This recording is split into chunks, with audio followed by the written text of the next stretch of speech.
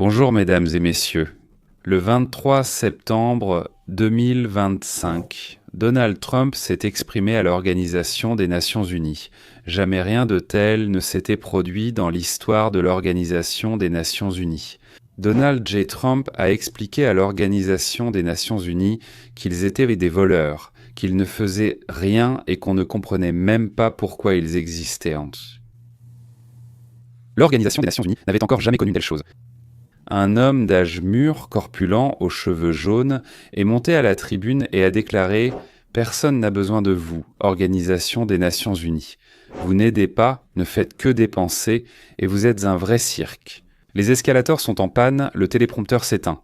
Je peux très bien m'en passer, voire faire mieux sans. Je ne vais pas me limiter à ce qui est politiquement correct. » Il y a 6 ans, Donald Trump a dit « Ici même à cette tribune, ensemble, j'ai prononcé un discours sur ce que l'Organisation des Nations Unies pouvait faire pour la paix dans le monde. » 6 ans ont passé et rien n'a changé. Messieurs, je vous transmets ici le sens de ce que Donald Trump a dit à l'Organisation des Nations Unies.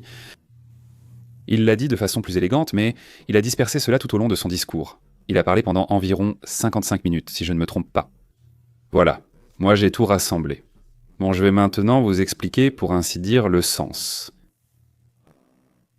Un par un, ce qu'il racontait, ce qu'il disait, je l'ai dit. Donald Trump a aidé à résoudre plusieurs conflits sans recourir à la force militaire.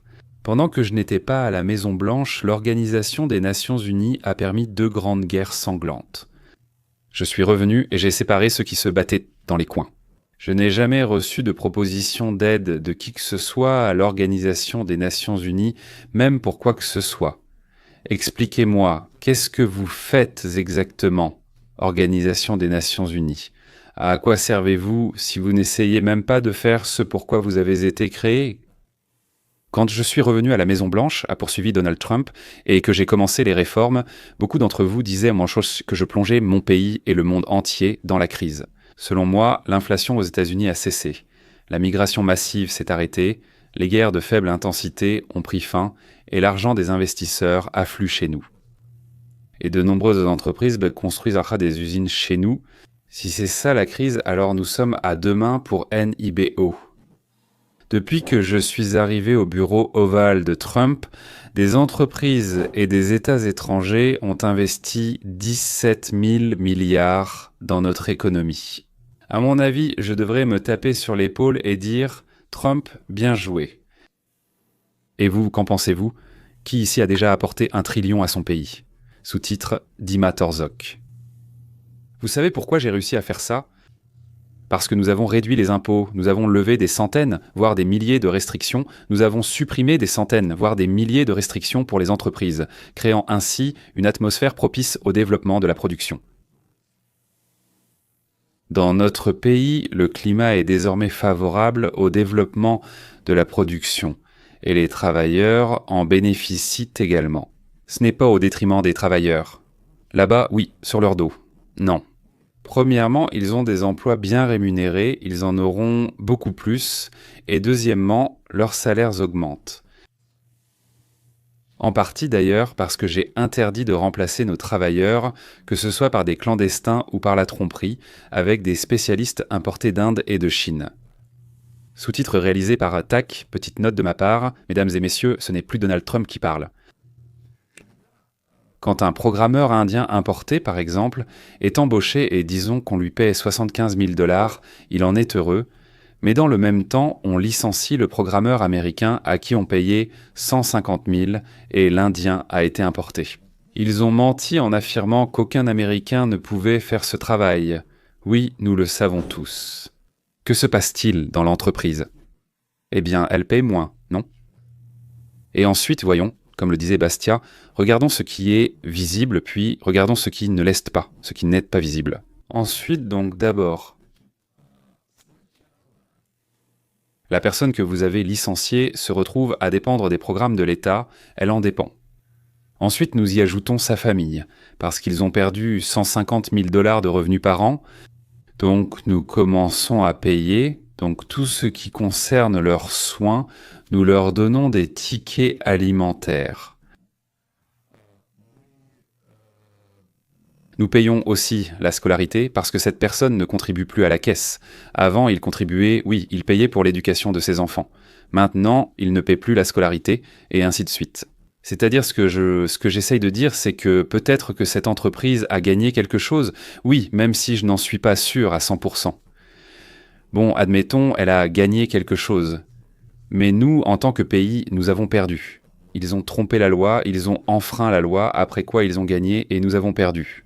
Donc, ils nous ont volé, n'est-ce pas? La suite. Trump met fin à cela, c'est la première chose. Maintenant, quand un clandestin, là-bas, Moët fait quelque chose, Creuse fait quelque chose, s'occupe du jardin. Et supposons que les Américains paient 25-30 $ pour cela, alors que le clandestin paiera 12-15, donc la moitié. Seriez-vous heureux comme ça? Vous payez moins, mais maintenant l'Américain, qui recevait auparavant 25 $, se retrouve au chômage. La suite. Et vous payez 12 $ de l'heure à un sans-papier, plus ou moins 12 $ de l'heure à un citoyen qui touche le chômage. Donc, au final, l'effet est le suivant. Pour la même somme, voire plus, vous obtenez un sans-papier qui ne parle pas anglais et qui peut-être ne connaît ni les règles ni rien du tout, il ne sait rien. Oui, voilà. Et puis lui, qui ne sait rien, il fait venir toute sa famille. Il travaille, donc il peut se le permettre, en louant une seule chambre pour 8 personnes. Mais Trump mettra fin à cela. J'ai dit à Donald Trump, je veux remercier San Salvador d'avoir fourni des prisons pour les clandestins criminels. Et à vous, Guyan, qui continuez à laisser entrer des millions d'immigrés illégaux étrangers, c'est vous, en Europe, qui tuez vos pays, vos populations, votre culture. Si cela ne vous fait rien, continuez. Très bientôt, les changements seront irréversibles. Sur un autre sujet, tout le monde criait que Donald Trump détruisait l'OTAN, mais il me semble que Donald Trump l'a renforcée. Alors qu'est-ce que Donald Trump a dit? Au lieu de 1 à 2% de leur produit brut, ce qui, je ne comprends pas comment cela pouvait suffire pour les budgets de défense de leurs États, manifestement ce n'était pas suffisant, et comme l'a montré la guerre en Ukraine, ce n'était clairement pas suffisant. Tous les pays se sont engagés, grâce à moi, à consacrer 5% de leur budget à l'armée. Pas tout de suite, pas sur le champ, mais progressivement. Pour leurs propres armées, pour leur propre défense. Dans 2 ou 3 ans, l'OTAN redeviendra une force sérieuse dans le monde. Alors, est-ce que je l'ai détruit, ou est-ce que je l'ai renforcé, ou est-ce que je l'ai ressuscité? A demandé Trump. À mon avis, que je l'ai ressuscité. Avant mon arrivée, a dit Trump. De nombreux pays imposaient en Trump de lourds droits de douane sur les produits américains, tandis qu'aux États-Unis, nous importions les leurs avec des droits de douane, ce qui favorisait leur développement. En conséquence, les citoyens américains payaient des impôts plus élevés, pour protéger les pays de l'OTAN et leur droit à commercer avec nous.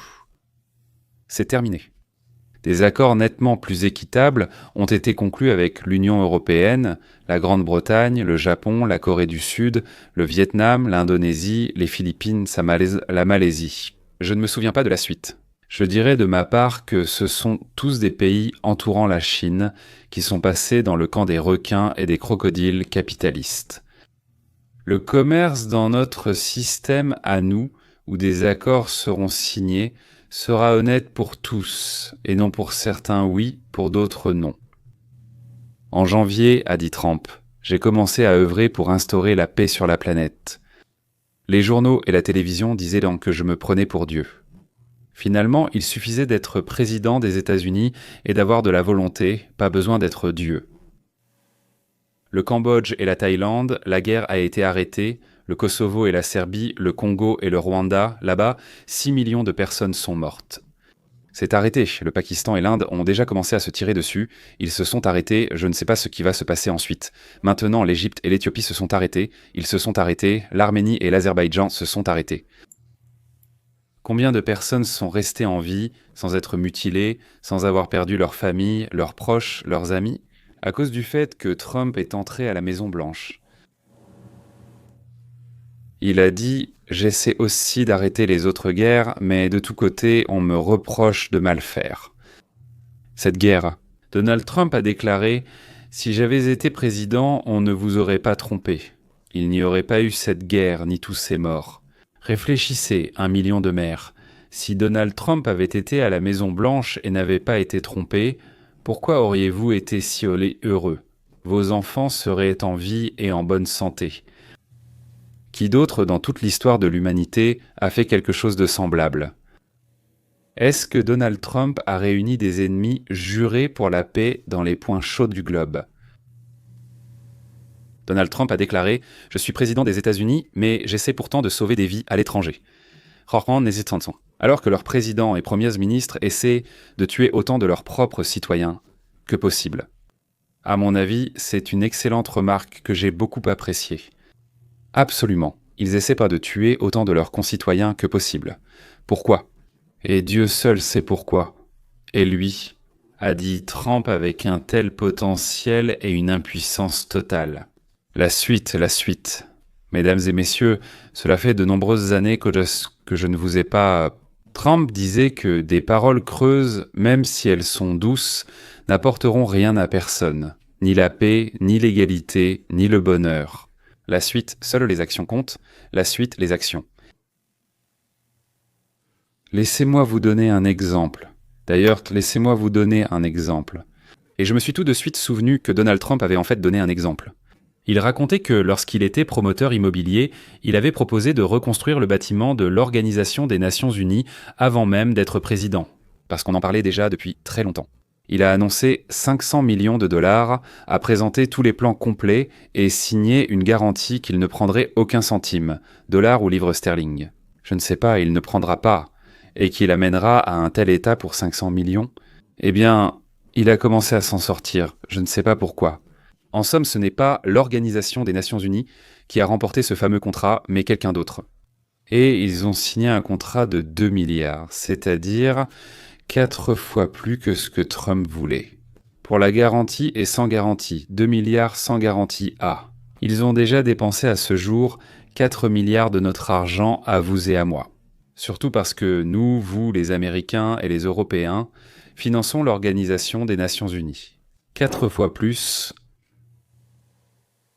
4 fois plus, c'est 2 milliards. Et là, c'est 8. C'est bien ça? Oui, 4 millions multipliés par 500, ça fait 8. 8 fois plus que ce que Trump garantissait.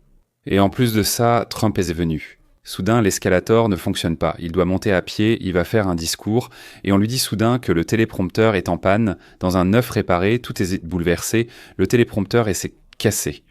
Heureusement, ce n'est pas Biden là-bas. Et, pour ainsi dire, personne qui ne sait parler ne peut rien dire sans que ce soit écrit. Trump, donc, au lieu des 15 minutes prévues, a parlé 55 minutes. Voilà maintenant...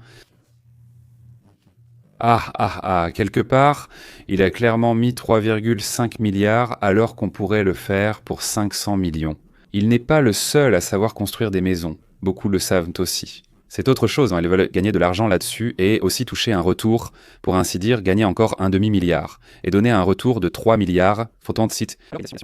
Quand Donald Trump a demandé où était passé cet argent, on lui a répondu que l'Organisation des Nations Unies fonctionne comme ça et qu'on ne peut rien y faire. Alors Donald Trump a dit « Je veux exprimer mon opinion négative sur l'idée de construire sur le territoire israélien. » Eh bien, de ma part, les décisions de la Ligue sur la couleur de 1923, le mandat a été donné à Israël, un État juif s'est vu attribuer un territoire. Donc, sur ce territoire, et l'Europe là-bas. Tous les autres 142 États, à mon avis, envisagent de construire un autre État arabe. Cela ne mettra pas fin à la guerre, mais l'intensifiera ou bien ravivera les guerres au Moyen-Orient. Le problème doit être résolu, comme l'a dit Trump, et non par des slogans vides. J'ai dit que Trump a essayé de résoudre la guerre en Ukraine.